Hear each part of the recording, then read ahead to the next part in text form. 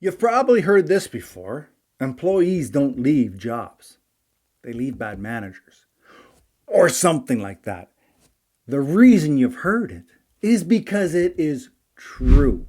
So in this video, I'm going to share with you why people are leaving your company and what it is that you must do to fix it. Welcome to the channel, Leadership with Mike. On this channel, I help you become a more confident leader, and I do this with no nonsense sense, if that makes any sense. So yes, you may get somebody quitting and they're like, F you and F this person and this sucks and I hate everything about this, that, and the other thing. And they slam the door.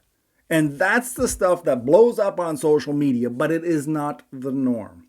The norm is when somebody quits and they say, thank you very much for the opportunity. I'm blessed to have been here for so long and to get to know so many people. And it hurts my heart that I have to leave. Meanwhile, as they're walking out the door, they're like, screw this guy, screw this company. But they're not saying it because they're professional. So now we need to understand, what is it that they're really leaving for? The first thing that somebody will leave a company for, or a manager for, is the lack of appreciation. You may think that I'm paying your salary. That should be appreciation enough. But unfortunately, it's not. People need to know that you know when they've gone above and beyond. They need to know that you think that they did a great job. They just want to know that they're on the right track. And if you're not able to provide that information that they really, truly need, people are going to leave. The next reason people leave a good company is because of burnout.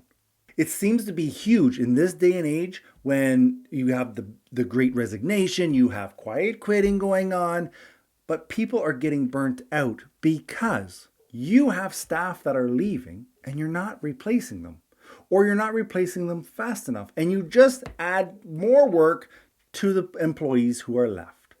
And that may seem wise because you're like, I just saved a salary. I just saved $100,000 a year by taking that person, not replacing them, and just handing their work to these two other people. Short-sighted is what that is, because what you're doing is you're priming your employees who are remaining with you.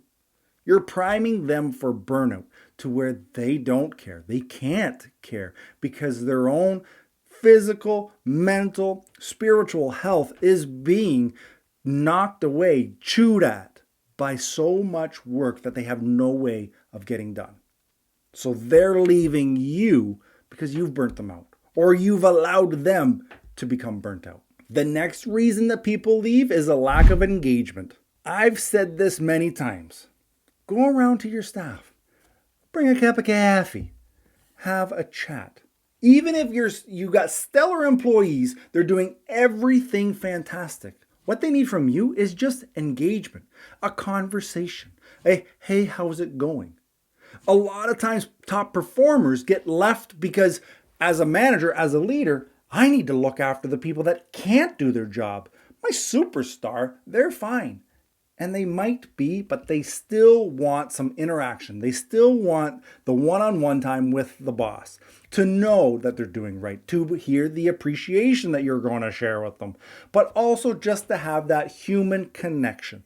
That's one of the largest things at work that will keep people together, that will keep people in a company, is just having engagement, having relationships with the team. The next thing that you may be a huge part of is that people will absolutely leave a horrible work culture.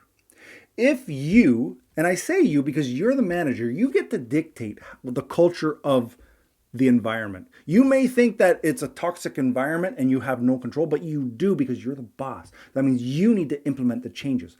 People don't want to stay in toxic work environments. They don't want to stay in horrible cultures where people are just throwing each other under the bus, or people are just talking shit behind other people's backs. The good people don't want to work there, and they won't stay for long. This next one came up to me and I thought, oh, it hurts me. You are a leader. You're sitting there, you're doing your annual meeting, and you're talking about the job performance of this employee, and they're stellar. they're great. You know they're great. They know they're great. You're going down the checklist and you're giving them top marks. But then you get to say, listen, I can't give you perfect. Like nobody's perfect. So you're going to get 75% of the max raise. Really? Because nobody's perfect. You can't say that I've done everything perfectly. And you've told me that to my face. That is a fast ticket for somebody to leave. They are going to go where they are valued. Don't tell me that I'm better than all of these people, yet I'm still not getting 100% of the raise available. That is not going to fly for many people. So these things are all signs of what I would call a toxic work environment, and they can take their toll on you.